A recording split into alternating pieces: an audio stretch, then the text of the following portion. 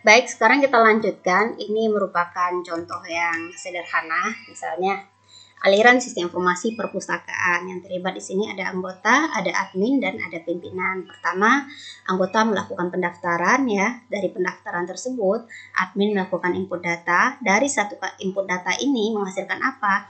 Kartu anggota, jumlah laporan, dan laporan buku. Kartu anggota kita serahkan kepada anggota. Nantinya dari kartu anggota ini si anggota melakukan pengisian data pengunjung. Dari proses pengisian data pengunjung ini menghasilkan info pengunjung. Dari info pengunjung, dari output ini kemudian si anggota melakukan pencarian buku ya di katalog. Nah, kemudian mendapatkan buku apa yang dipinjam, kemudian diserahkan ke admin untuk dilakukan pencatatan. Dari pencatatan ini maka menghasilkan laporan pencatatan, diserahkan kepada si anggota tadi. Kemudian dilakukannya pengembalian. Dari pengembalian ini mendapatkan laporan peminjaman per bulan dan laporan juga denda.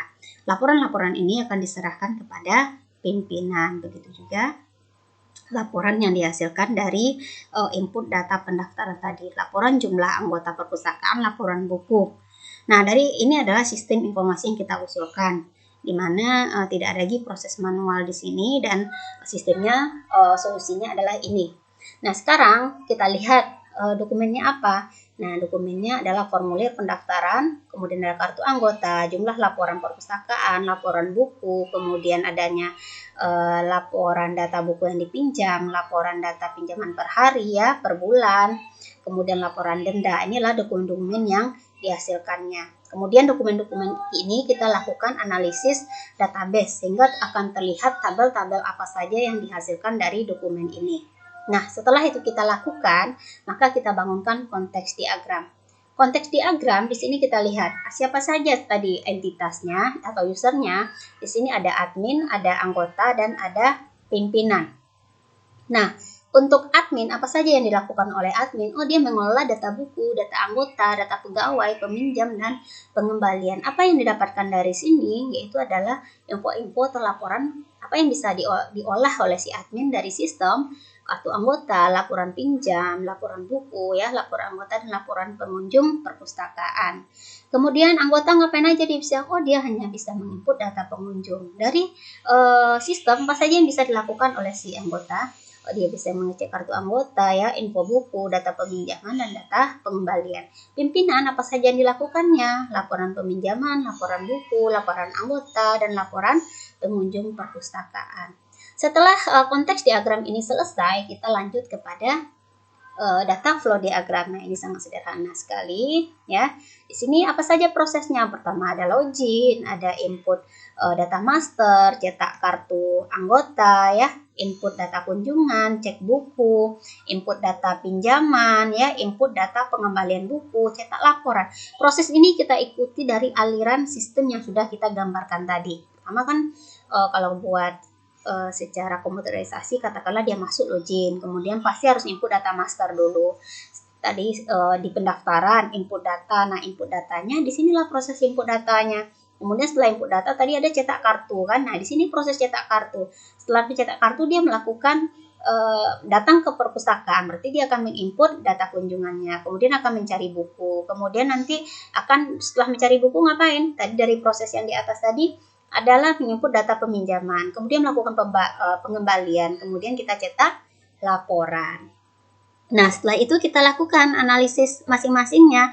Input data master apa saja yang dihasilkan? Ada data pegawai, tabel buku ya, tabel anggota. Ini sudah kita lakukan analisis database ya. Nah, dari tabel-tabel master ini misalnya untuk cetak kartu anggota. Cetak kartu anggota ini kita butuh tabel apa? Oh, ternyata kita butuh tabel anggota. Kita tarik tabel anggota kepada proses cetak buku ya. Cetak kartu anggota. Nah, di sini seharusnya ditulis kartu anggota ya, ketinggalan. Jadi, setiap informasi panah di sini harus ada data yang mengalir dari cetak kartu anggota ya. Di sini kita tulis nantinya adalah kartu anggota. Di sini kartu anggota. Kemudian input data kunjungan. Dari input data kunjungan di sini yang dilakukan oleh si anggota akan menghasilkan tabel anggota. Untuk membuat input ini membutuhkan tabel apa? Membutuhkan tabel anggota tadi karena isi datanya pasti data anggota. Nah, cek buku. Nah, pasti menghasilkan katalog buku ya.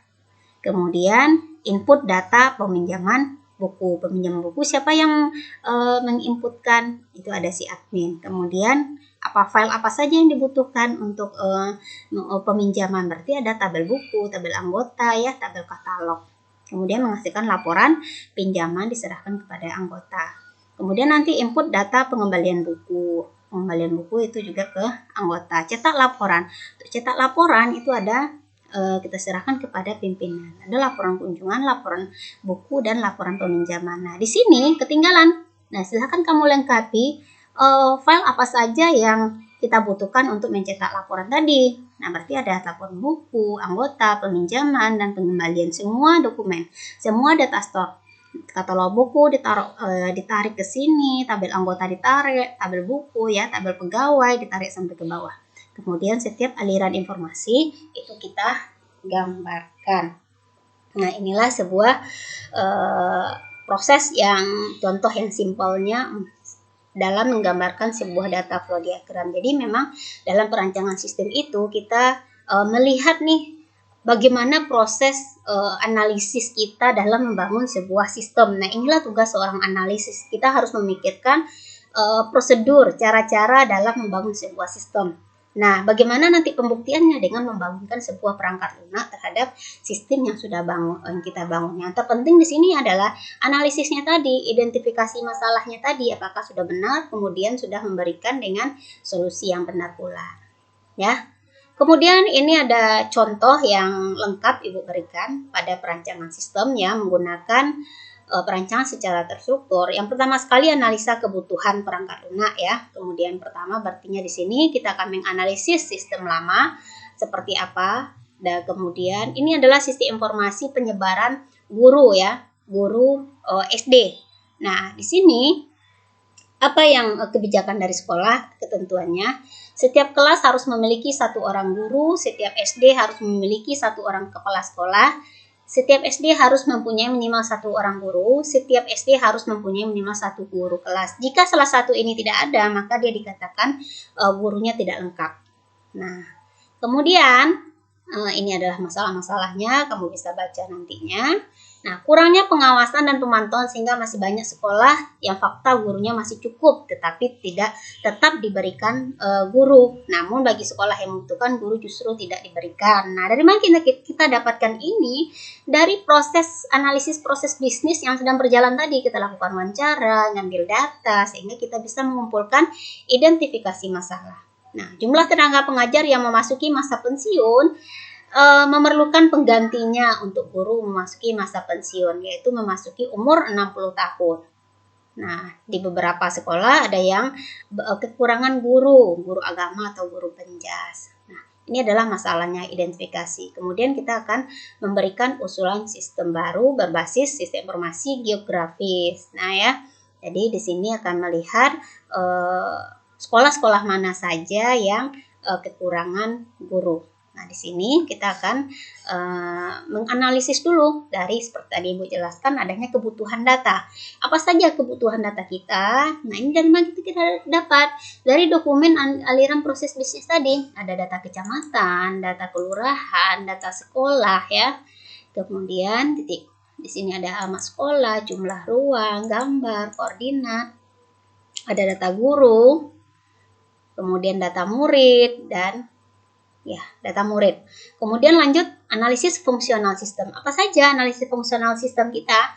Menampilkan data spasial berupa peta kecamatan Kampar, mengolah data kecamatan, menampilkan data pendidikan. Ini hal-hal yang kita lakukan. Bisa membesar, bisa tanda panah, tool informasi, menampilkan peta lokasi. Ya, fungsional ini merupakan apa-apa saja yang terjadi terhadap sistem kita. Nah, kemudian alat bantu dan menganalisa sistem, di sini ada DFD dan konteks diagram. Nah, kemudian mulailah menggambarkan konteks diagramnya. Dilihat ada admin dan pengguna biasa. Apa yang dilakukan oleh admin? Dia login, ada data pengguna, data kecamatan, kelurahan, sekolah, guru. Dari mana ini? Ya dari analisis dokumen yang kita dapatkan tadi. Ini adalah laporan-laporannya. Kemudian ini adalah pengguna. Apa yang bisa dilakukan pengguna? Oh, pencarian sekolah. Kemudian sistem apa yang bisa dilakukan ke pengguna? Ya, semua informasi berkaitan dengan sekolah tersebut. Setelah kita lakukan konteks diagram, nah itu kita jelaskan. Admin memiliki peran melakukan login, pengguna biasa apa yang dilakukan. Nah, kita jelaskan satu persatu. Kemudian ini adalah keterangan proses konteks diagram, ada login. Kemudian keluarannya adalah data pengguna. Prosesnya adalah proses sistem penyebaran. Nah, ini adalah data-data yang diinputkan. Nah, ini keterangan aliran data konteks diagram data pengguna, hak akses untuk terhadap sistem, sampai dengan pilihan tahun untuk memilih tahun. Nah, berikut adalah konteks diagramnya. Dari login pasti menghasilkan tabel login ya, atau pengguna. Pengolahan data ini adalah data master, data pengguna, data kecamatan, kelurahan, sekolah, guru, dan murid. Semua data-data ini digunakan untuk menghasilkan informasi penyebaran. Nah, jadi dia berkaitan, ini adalah informasi yang diinputkan oleh si admin, kemudian dari input data ini menghasilkan tabel-tabel ini. Tabel-tabel ini digunakan untuk mencetak laporan ini, ya, laporan penyebaran tenaga pengajar. Nah, dalam pencarian dibutuhkan apa lagi? Oh, dibutuhkan data guru, data murid, data sekolah, data kelurahan, data kecamatan, diambil dari database ini, data store yang ada di sini. Tinggal tarik-tarik garis saja. Kemudian apa yang didapatkan oleh pengguna biasa yaitu adalah informasi ini. Ya, mudah ya. Nah, kemudian nanti dijelaskan login data pengguna, keluarannya adalah data pengguna, pengolahan data yang dimasukkan adalah data pengguna ya. Nah, ini merupakan IRD ya. Ketika kita secara terstruktur database-nya kita menggunakan entity relationship diagram. Nah, di sini tadi ada tabel guru, tabel sekolah, tabel murid, kecamatan, ini data pengunjung. Makanya ketika di awal kita sudah analisis dokumen kita, untuk perancangan selanjutnya mudah untuk menggambarkan apakah itu konteks diagram, data flow diagram, atau IRD kita. Nah, masuk setelah IRD-nya selesai. Nah, di sini udah kita jelaskan mana yang primary key-nya, kemudian keterangannya apa. Kita bisa langsung pada perancangan. Ya. Ini adalah proses bagaimana sistem dibuat. Pertama ini username dan password, cek login, jika salah kembali lagi, jika benar dia input data, simpan data ke database, menghasilkan informasi, kemudian menampilkan peta, tampilan output, informasi penyebaran, dan informasi penyebaran tenaga pengajar. Ini sesuai dengan data flow diagram yang sudah kita analisis. Nah, sekarang masuk pada database. Nah, apa saja nih database-nya? Ada tabel pengguna, kemudian ini ada ID pengguna, ada nama, ada password. Nah, di sini adalah desain dari atribut-atribut field yang sudah kita analisa tadi sampai pada tabel kecamatan, tabel struktur tabel kelurahan, data guru, data sekolah, dan data murid semuanya. Setelah ininya selesai, database-nya selesai, kita masuk pada perancangan menu. Menu utama pada sistem kita itu seperti apa? Oh, ada home, pengolahan data apa saja, pengguna, input data kecamatan, input data sekolah. Klik tombol peta, ada pencarian, informasi, ada kita mendesain seperti apa sistem yang kita bangun. Nah, setelah ini rancangan menu, maka kita masuk pada perancangan sistem. Seperti apa sih tampilan utama admin? Oh, inilah tampilannya, namanya dengan rancangan yang sudah kita rancang tadi. Setiap inputan itu harus kita rancang. Ini dia. Kita jelaskan. Kemudian ini rancangan login admin. Kemudian rancangan selanjutnya itu dibuat seperti apa, input data kelurahan, input data kecamatan. Nah, didesain perancangan. Nah, inilah yang nantinya akan kita masukkan ke dalam bahasa pemrograman. Tampilannya seperti ini, nanti hasil akhirnya juga harus seperti ini. Jangan sampai di analisanya lain, kemudian pada program juga lain. Jadi percuma menganalisis ya, analisisnya lain, programnya lain, itu beda. Makanya di sini prosesnya harus menganalisis dulu, merencanakan dulu, analisis dulu ya. Nah, setelah itu baru kita masuk pada pengkodingan. Pengkodingan pasti pertama kali kita buat database. Setelah database selesai, connect ke sistem, baru nanti mulai kita rancang, kemudian kita aktifkan tombol-tombol hapus, delete, dan update-nya. Ini contoh sistem informasi geografis. Contoh lain, Ya, sistem informasi penerimaan beasiswa yang tadi. Ulang lagi untuk si SPK. Nah, di sini analisis sistem lamanya. Sini membuat sebuah flowchart, ya ini bukan block chart, ini hanya proses-prosesnya saja, mengajukan beasiswa, mengecek kelengkapan syarat ya. Jika ia menyeleksi, jika tidak melengkapi kelengkapan syarat ya. Kemudian jika ia mahasiswa mengambil uang beasiswa, selesai. Nah, ini sistem yang alur yang sederhana. Kemudian dari sini seharusnya ini kita buat kalau dalam blok diagram itu akan terlihat dokumennya apa, prosesnya seperti apa, itu lebih lengkap ya. Jadi antara menggambarkan sistem ini boleh menggunakan flowchart, boleh menggunakan blok diagram, tetapi untuk sistem lebih bagus menggunakan blok diagram. Nah, ini adalah analisis dari usernya, penggunanya siapa saja, ada administrator, kemudian ada staff, bagian kestra, apa saja yang dilakukannya, ya data pengguna, data kriteria, dari mana data-data ini ya, kembali lagi ke analisis dokumen kita. Nah, kemudian ini adalah yang pernah Ibu jelaskan di pertemuan pertama, bahwa adanya analisis pengolahan data di sini menggunakan FCM. Jadi dalam proses ya pemilihan penerimaan beasiswa yang kurang mampu ini, siapa yang menganalisisnya, siapa yang bekerja, itu algoritma fuzzy cluster mean-nya. Nah, jadi apa saja prosesnya algoritma di sini mempunyai kriteria dan bobot. Nah, ini dimasukkan ke dalam analisis database. Nah, kita tidak akan membahas ini. Nah, ini salah satu contoh saja ketika kamu melakukan penelitian dengan menggunakan jika terkait dengan SPK ya. Jadi walaupun nantinya menggunakan object oriented, yang analisis pengolahan datanya tetap akan dibuat. Ini kita lewati. Kemudian kita dari proses-proses ini kita akan masuk kepada konteks diagram. Nah, ini dia yang Ibu jelaskan di awal, ada admin, ada proses, ada bagian kestra. Ini database-nya, ini tabel-tabel yang diinputkan, ini infonya atau laporan. Begitu juga ini dengan kestranya. Ya, ini penjelasannya. File ini udah Ibu kirim ke e-learning. Nah, ini adalah data flow diagram. Kita lihat untuk pengolahan data pengguna, adanya data master apa saja, pengolahan data mahasiswa apa saja, pengolahan FCM apa yang dihasilkan, laporan apa saja. Ya, itu proses-prosesnya. Kemudian ini adalah IRD-nya. Nah, terbukti ya kan, antara database ya, sistem itu tetap akan kita gunakan. Nanti tambah satu lagi adalah pemrograman, yaitu kamu belajar bahasa pemrograman. Masuk pada di sini perancangan database tadi.